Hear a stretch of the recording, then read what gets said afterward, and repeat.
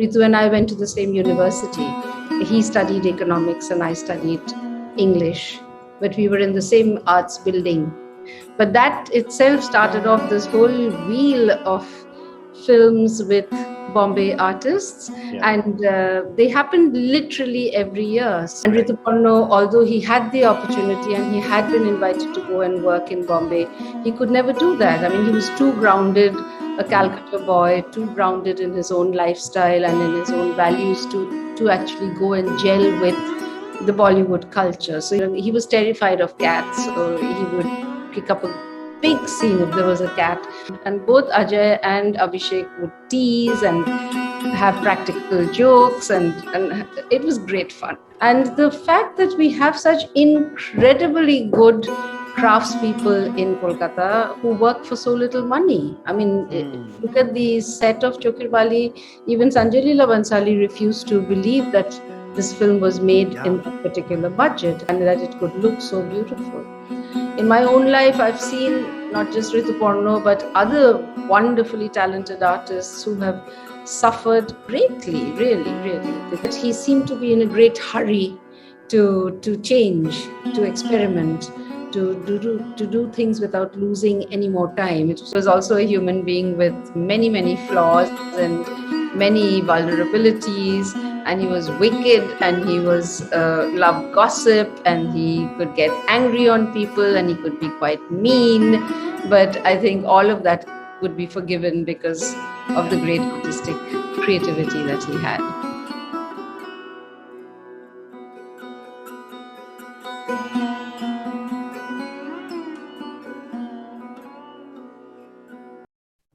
Hello everyone, welcome to Filmcopat. Hope you all are doing well and keeping safe. In today's video, we will discuss the work of a maverick Indian director who took Bengali cinema to new heights through his complex character-driven movies and gender fluidity. We are talking about National Award-winning director Rituparno Ghosh, who left us 8 years ago. We recently made a video about him on our channel released on his birthday. Please check that out too. Today, to discuss the cinema of Rituparno Ghosh, we have with us Sangeeta Datta, who has also been a close collaborator of Rituparno. And although the video might reach you after a few days, we are recording it on Rituparno Ghosh's birthday.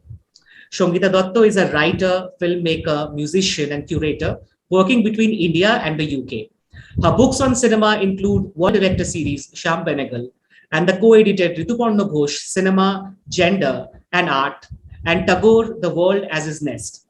She was the assistant director to Rituparno Ghosh for Chokher Bali, Antarmahal, The Last Lear, and also collaborated with him for Raincoat. She's the director of the award-winning film Life Goes On, and her documentary Bird of Dusk captured the life and cinema of Rituparno Ghosh like none other. She also runs the arts company Boytalk UK and SD Films. Sangeeta Datta, thank you so much for joining us today. Thank you for inviting me to your platform. It's a pleasure to be here and to be talking about a very dear friend, almost like my brother, to be talking about Rituparno on his birthday. Sangeeta Datta, I want to know from you that how did you get introduced to Rituparno, and how was your first experience of meeting and interacting with him? Well, those are very early memories. They precede the industry days because Ritu and I went to the same university. Okay. And he studied economics and I studied English, but we were in the same arts building. We on the first floor and he on the third floor for the economics department. So it's Jadavpur University. It's a time when we, as students, not only interacted with our own departments, but with other departments too. And economics was a second subject. So at that time, Rituparno certainly wasn't the flamboyant personality that you all might have seen later and which was projected so strongly on the media. He was a very shy, reticent boy, quite often bullied by the more masculine, by the more hyper-masculine boys in the compound or on campus, because he had a very distinct way of speaking, which was almost feminine. And he was teased. He was quite often bullied because of that. But when he did speak, a lot of it was very passionate conversation about cinema. So if he'd seen a film the day before, he would come and um, narrate the story in a very animated way. He'd be very involved and quite different from, otherwise this very quiet boy suddenly bursts animatedly into storytelling. Or he would tell you stories about stars that he might have met or writers that he might have met. So this idea and this fascination that he had about stardom, or let's put it, this fascination about talented people, whether it was writing talent or acting talent or other streams. That's the sort of thing that he took ahead later in his TV series in Ghosh and Company, where he would have long conversations with people who were prominent and successful in their streams of life or in their professions. So that, I think, those early interests were marked quite distinctly in his university days. And how did this collaboration with him start in the space of cinema? Well, that was much later, because our paths crossed when he became the editor of Anando Lok. By then, I had moved to Bombay and I was writing on cinema for the Times of India and for the NFDC publication, cinema on Indian cinema in India. So for something or the other, I had come to his office in Anandabazar, and we met after the university days. But even later, I think the time Bariwali was programmed in Berlin and he had gone to Europe, and it was the time when people were already saying there's this young boy who's doing very interesting films and he's being talked about as the upholder of Ray's legacy. Who is he? And we were running a film society in London then called In Focus. So we invited Ritu and Tapun Vishash, who was the producer of which film now? Utshab. So they were on their way to America or they were coming back, and the usual thing about flights, and they could logically stop in London for a bit. So we had them in London. We showed Utshab, we showed Chokher Bali, and we also had interviews with Ritu. So that was his first platform in London, where for the first time the audience met Rituparno Ghosh and heard about his cinema. And then we also toured him to other cities. We took him to Cardiff, we took him to Birmingham. So it was a sort of a British tour for him for the first time. And that was when he had just received the funds for Chokher Bali. So Chokher Bali was also supposed to be produced by Tapunda, but with a much smaller budget. And then Venkatesh came in. It's a story which is narrated in my film as well. Yeah. Venkatesh came in with a bigger budget, and he was very excited because the film could be bilingual. And this idea of feeling very restricted and working with very small budgets before this for his Bengali films had always been a bit frustrating for him. So this time he felt more liberated. And he said, "Tui eshe amar shonge kaj korbi," because it was Aishwarya coming in, and they needed somebody with a facility with Hindi, Bengali, English, and someone who would work in a more seamless manner with Ritu.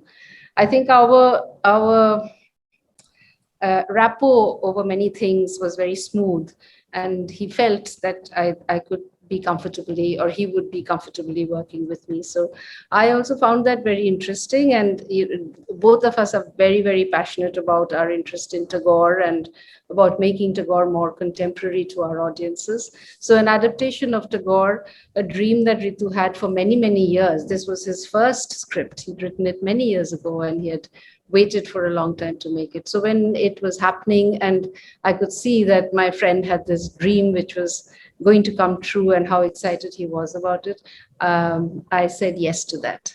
But that itself started off this whole wheel of films with Bombay artists, Yeah. and they happened literally every year. So the minute we finished Chokher Bali, we were into Raincoat. The minute we finished Raincoat, we were into a third film. So those 5 years that I worked very closely with him, those projects came literally back to back.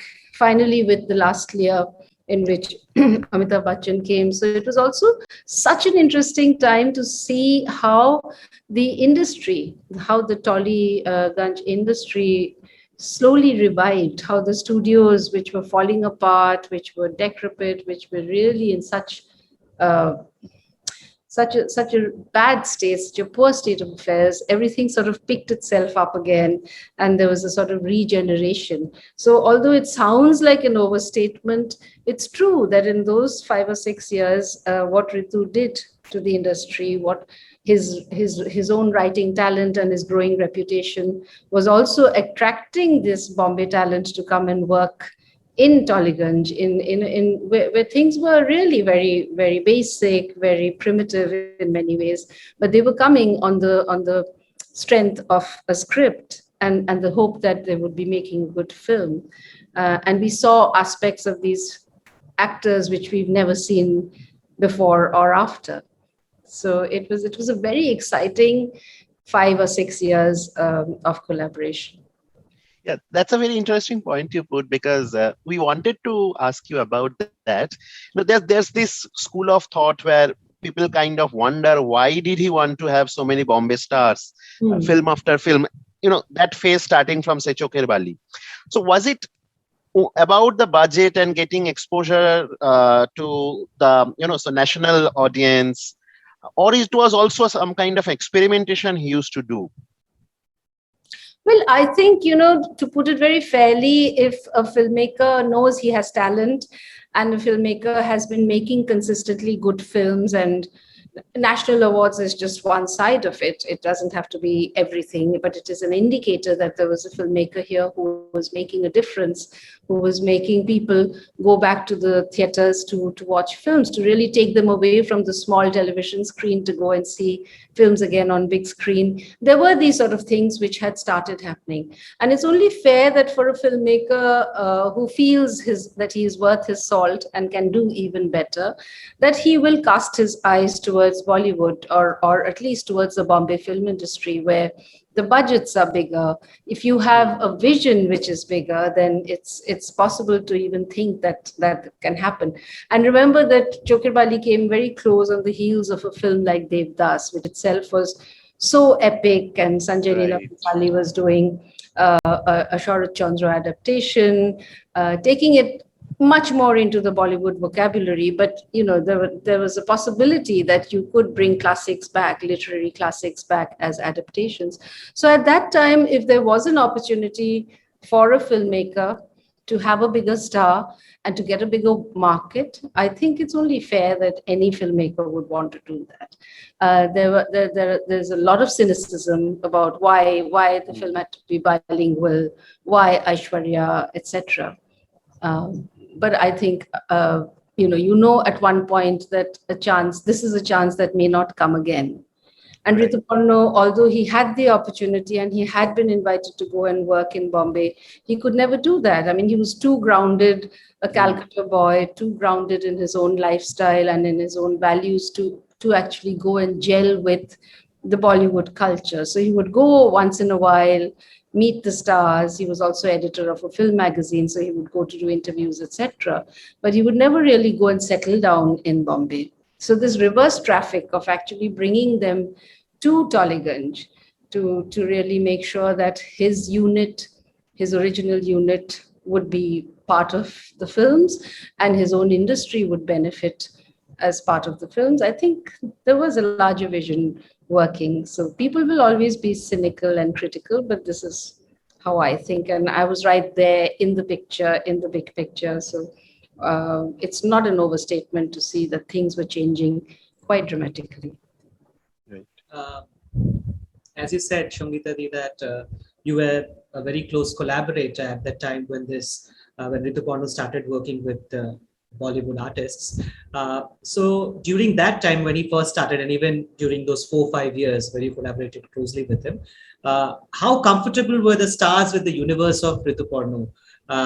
Were they happy with what he was doing? Were they happy with the way Rituparno used to talk to them or explain a thing? Or was it difficult for them to come out of those starry ways of Bombay and do cinema in Bengal with a Bengali director?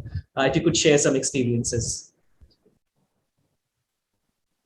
Well, I think each one of them had to unlearn the Bollywood language and come into a much more realistic sort of presentation to really get into character. Ritu was, because he wrote his own scripts, he would have very long script sessions with his actors. So there was always that prepping time when he would read his reading of a script was also something quite legendary, quite an experience, because just the way that he narrated it, he was a great storyteller. So that whole thing would grip you, and his reading would be very visual. So the actors were, obviously they would be convinced because of the script. Till today in Bollywood, people barely read. They still want narration. They want a story to be read out to them, and only then they will decide whether they want to do the film or not. So each one of them had been narrated the story, and then each one of them had several sessions about their characterization, about the clothes that they would wear, about the looks that they would have. In fact, almost all of them came for a research and development trip before the shoot as well. So they would come and spend time. So it was a sort of, a lot of collaboration between the actor and the director. And that chemistry would be beginning to work even before the shoot. So yes, I remember when Aishwarya came, she came fresh on the heels of Devdas. And if you remember in Devdas, she's melodrama, and Sanjay Bansali has a style which is melodramatic. He has a style which is choreographed, even when somebody's running or whatever. The use of the body, and particularly the female body, is very stylized. So when she came, she would still, be using bigger language with her hands or her shoulders. And Ritu would tease her a lot and say, "Bokir moto ঘুরে বেড়াচ্ছে, দেখো এই মেয়েটাকে." And so she had to sort of shrink her body down to a more realistic presentation. But these are intelligent actors, they're talented actors. They would take their notes very quickly and get into character. I remember also with Ajay Devgan, because he's so Bollywood, and Aishwarya, who's the other one, Abhishek, who I think was very, very, very realistic. He didn't really have to be told what to do. Jackie Shroff had a character which was dramatized anyway, so he could be a bit of over the top sort of a character. But Ajay Devgan, I think, to become that very muted, very low-key character in Raincoat, I think those are the moments when you realize that this actor is not just a star. There is something else in him, and it's only when a great director taps into that talent and is able to take it out that you are suddenly surprised with the presentation. So he was very good, because he was understated, which is not something that you thought you could associate with Ajay Devgan. And they were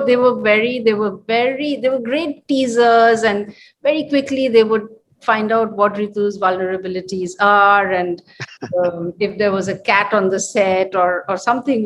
He was terrified of cats, so he would pick up a big scene if there was a cat, and he would always write about cats and kittens in his script. So there would be cats because they had to be in the scene.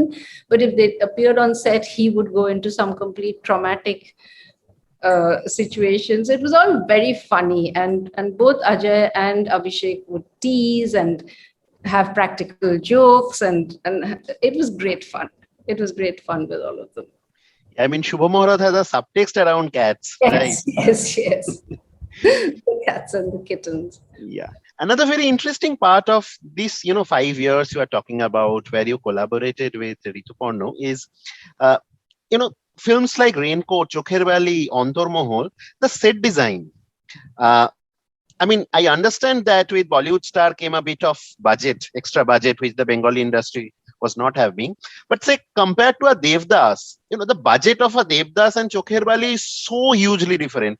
And yet there was this set designs which kind of gave that grandeur, that impact of, what his vision was. Yeah. So how did you collaborate and, the team managed to create that kind of grandeur with the limited budget, which was nowhere close enough to even a Bollywood blockbuster? I think in many ways, these films, they highlighted the sort of talent that we have. And in particular, for art direction in Ritu's films, the team was very strong. So people who designed the interiors and people who were actually creating the sets. There was a lot of research which went into looking into old books, photographs, definitely the Satyajit Ray films. There were references. Devi was a reference. There were many other films with architecture in them, which were references. And then there was, this particular 19th century sort of structure of North Calcutta houses, which we still have. I mean, Chokher Bali was shot in real locations as well in North Calcutta. So I think it was a combination of great research, of Ritu's own art talent and eye for detail. His brother, who is such a good art director, who did most of the designing, and the fact that we have such incredibly good craftspeople in Kolkata who work for so little money. I mean, look at the set of Chokher Bali. Even Sanjay Leela Bansali refused to believe that this film was made in that particular budget and that it could look so beautiful. And every artifact, the way every scene was dressed, and the interiors of the homes, what sort of decor they would have, visiting so many antique shops and furniture shops, picking up the best of the best.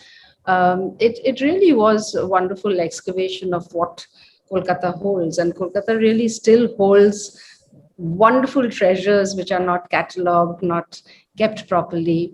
But if you have the patience and the eye and the sort of teamwork that Ritu had, the 4 or 5 of us who, not even 4, the 3 of us, I think, who would go out most of the time to look for this stuff. I remember I brought in things from London, the opera grass that she uses, the chessboard that was brought in. There were a few antique props which I brought in from London, the picnic basket, many other things like that. But yeah, to really get into period vocabulary, the language of the times. Yeah. Sangeeta, there is a criticism of Rituparno that his cinema didn't really reach beyond the middle class, urban Bengali middle class. Would you agree to this criticism, or what is your take on this? I think it's a very unimaginative criticism. Because when you say this, it's also about the milieu from which a filmmaker emerges and the sort of stories he's choosing to tell. So if he is interested in a story which is a period story, if he is interested in a story which is exploring gender, then maybe those are his absorbing issues. That's what he wants to talk about. He's not talking about party politics on the streets. If some other filmmaker might want to do that. So it's about the choice that you make, about the stories that you tell, and also from where you come, your own background, your own grooming, the traditions through which you have arrived. If you have a filmmaker here who's saying that it's only when I saw Satyajit Ray's films that I decided I would become a filmmaker. He was not a trained filmmaker, but he was hugely talented, and he had multiple talents the way some other filmmakers or some other artists in Bengal have had before. So when we take the names of Tagore and we take the names of Ray and you throw him into that sort of a tradition, then you know where he's coming from. So if it is about relationships, I would think that his exposure in Europe, his exposure in the UK, the way people received his films in the West, that itself would tell you that it went beyond the Bengali middle class, because the issues that he was grappling with, whether it was sexuality or gender fluidity much later on in his career, or earlier, this issue of adapting stories and making them very Bengali, making them very context oriented. I think he was immediately reaching out to a much larger audience. But the And fact that he chose to make his films in Bangla obviously meant that they were meant to be for the Bengalis too. yeah. And I think, it's not about what the cinema is, it's how the cinema is, communicating. So even if it's like, similar themes and topics, that does not take away from being, giving something of cinematic brilliance. So someone like Woody Allen has made films on romance and infidelity over years and years, and they are so great films. So why do we have to have a criticism that I would not have for Woody Allen for someone who belongs to my country, my city?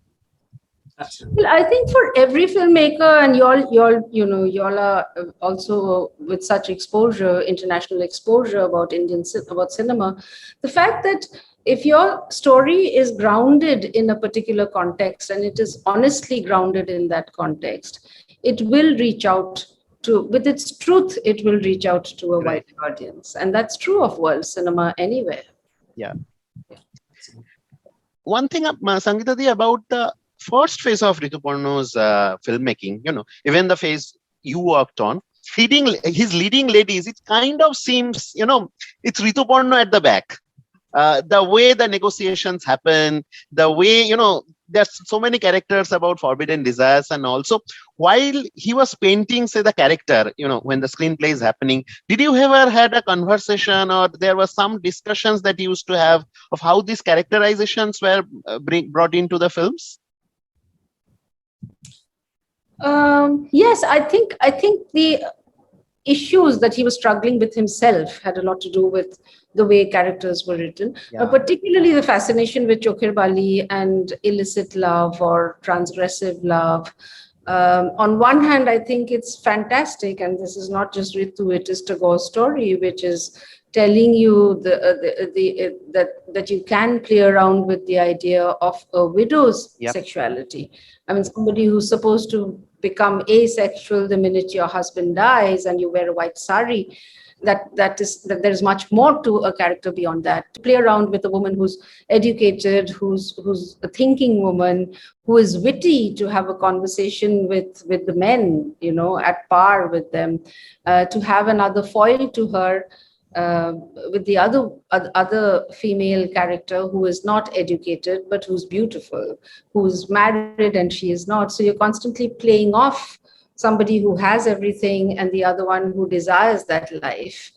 And somehow you then are able to validate this and try and understand this. So there isn't a very sharp moral divide. It's really about crossing that moral divide and asking questions, which are about characters, about values of the time, about whether you can relook at something 50 years after it was written. So a lot of those things came up, I think.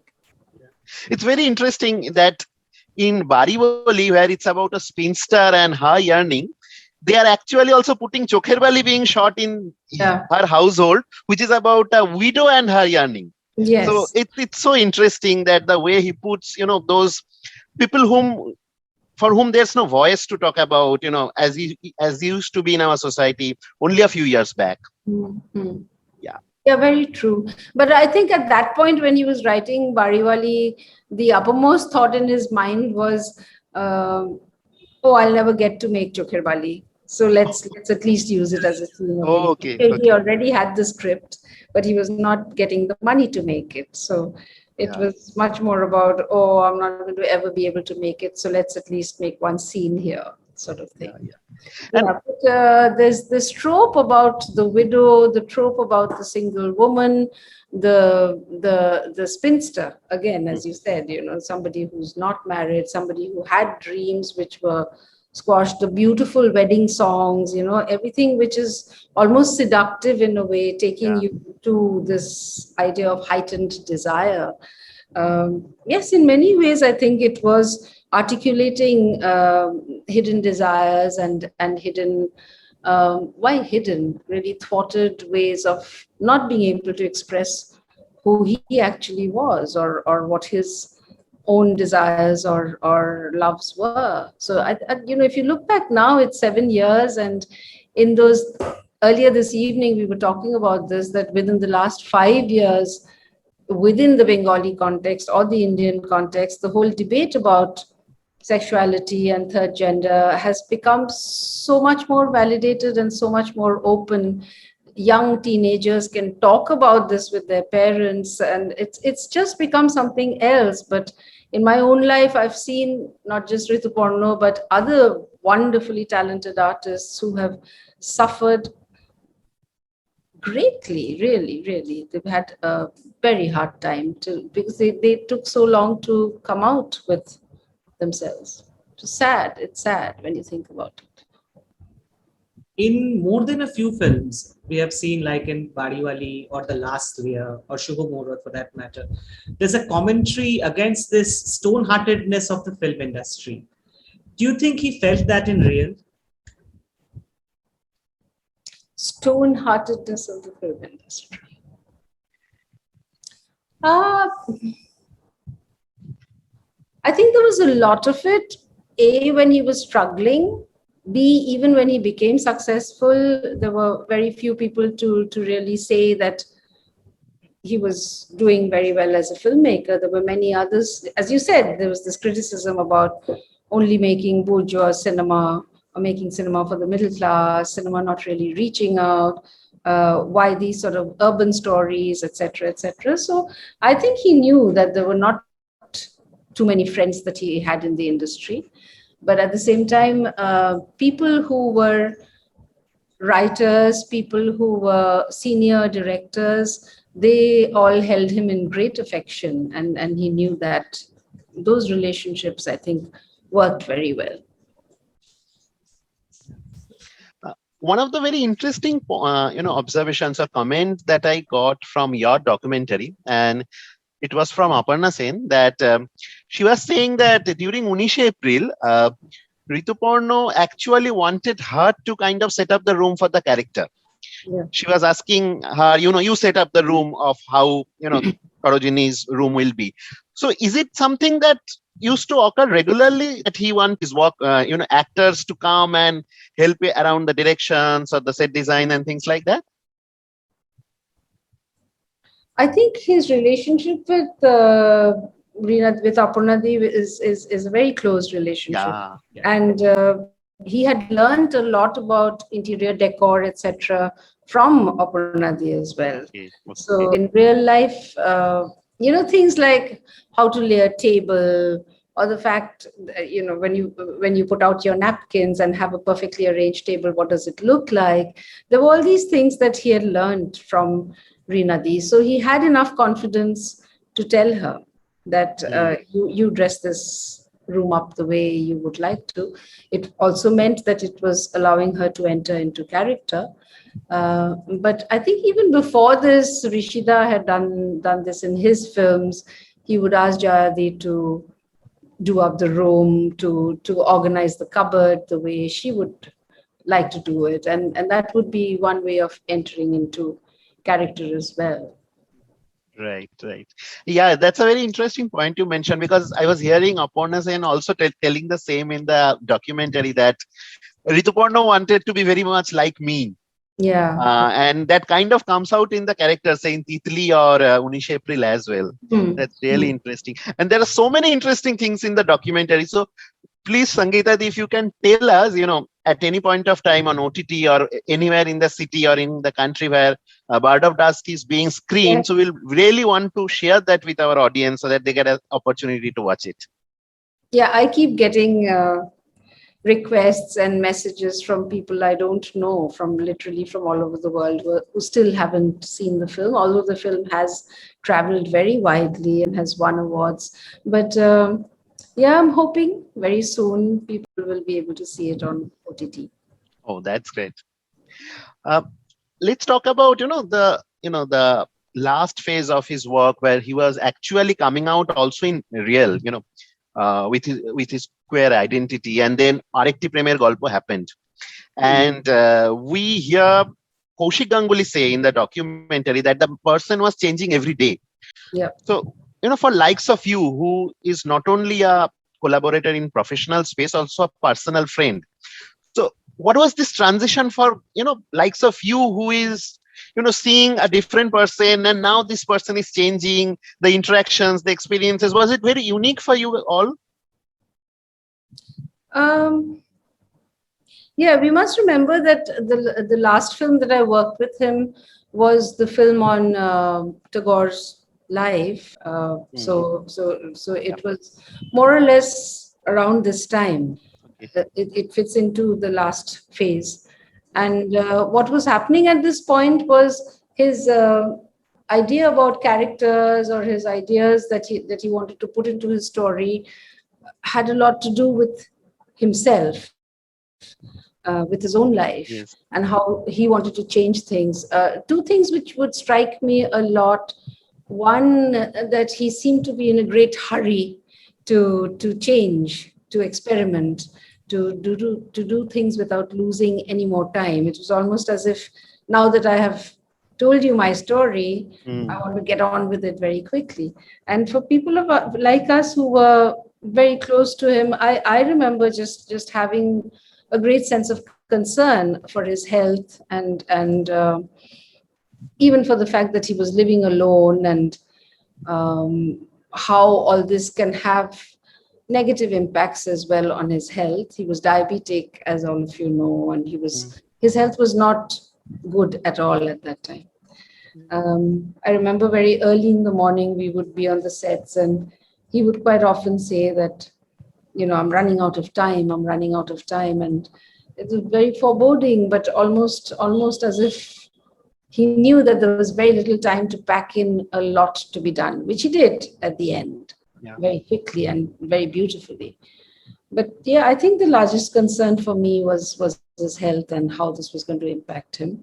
And I think his other closer friends were also worried about that.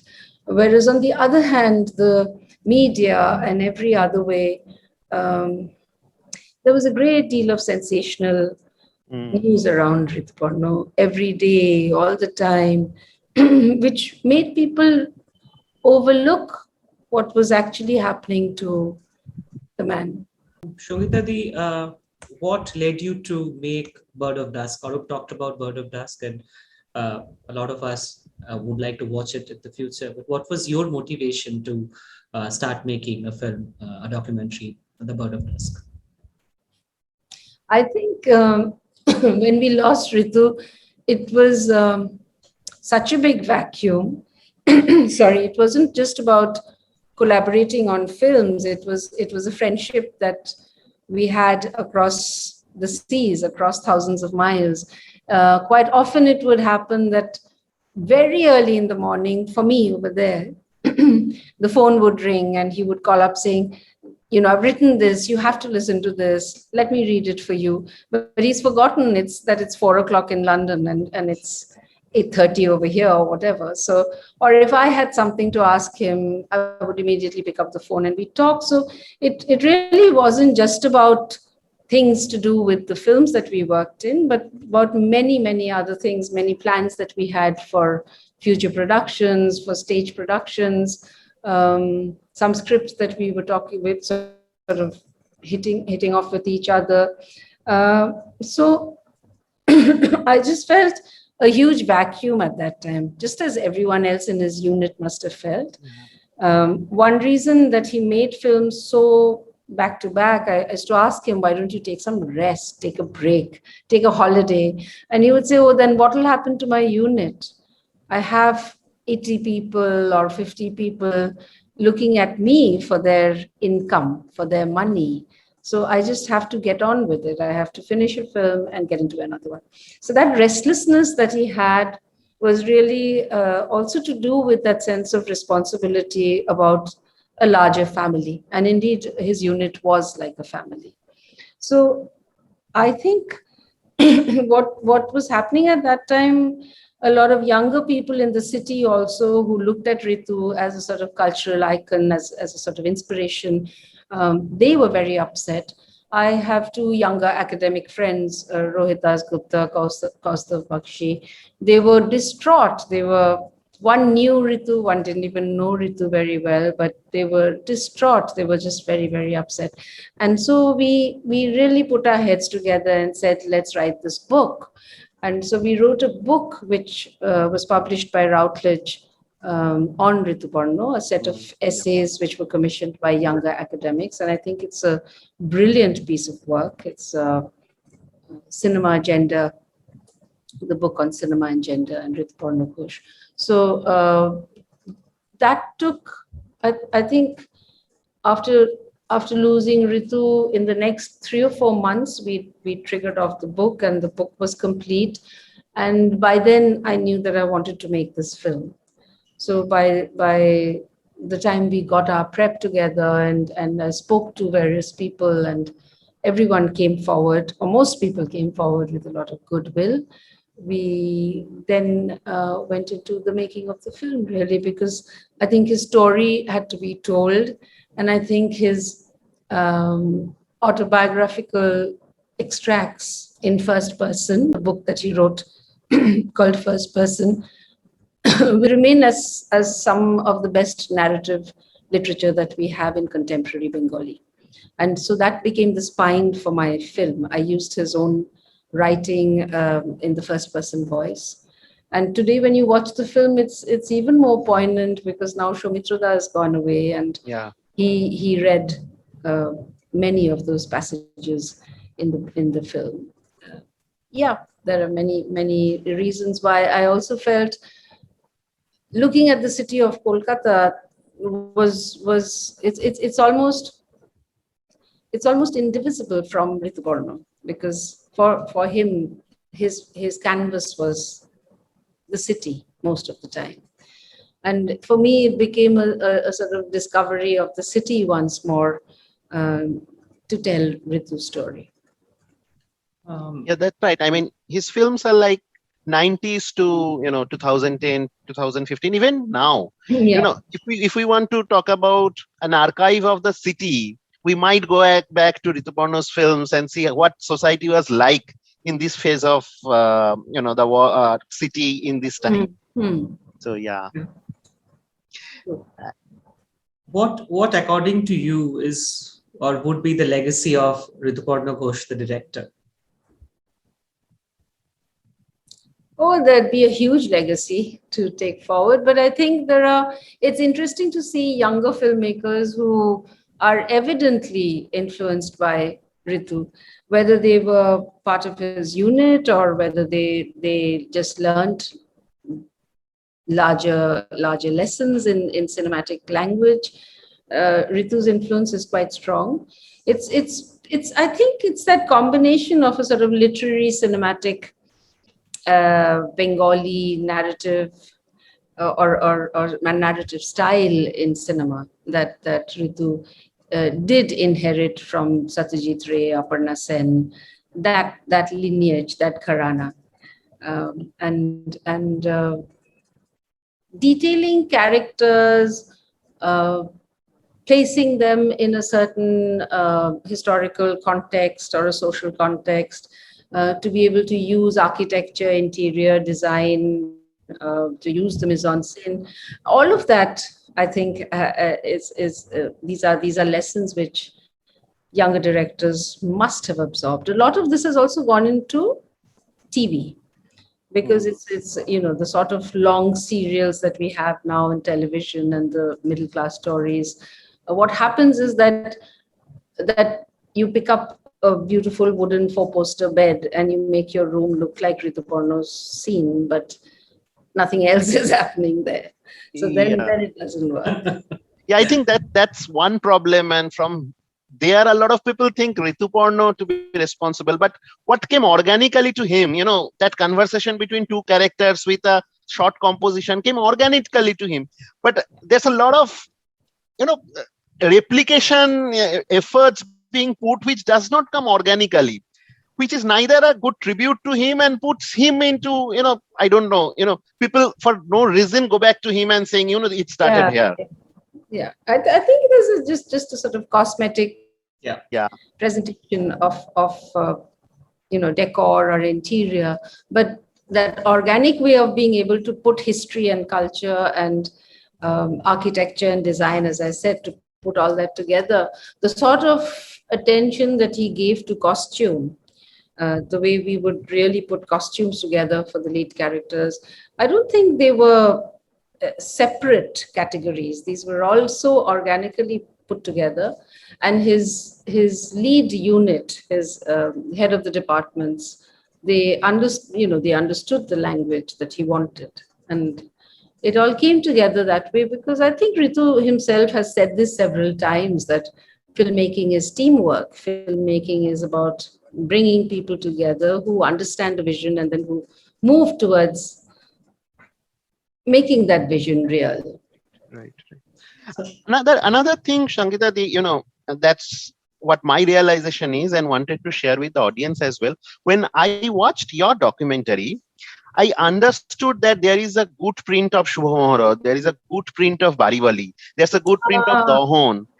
The ones we watch, even the ones which are in OTT, they are not those prints. I mean, you must have got it from some festival or so, but the ones we, have, say, in YouTube or a few OTTs as well, are not giving the right presentation of those short compositions, which I got to understand when I saw that few visuals of Shubha Maharaj from your documentary.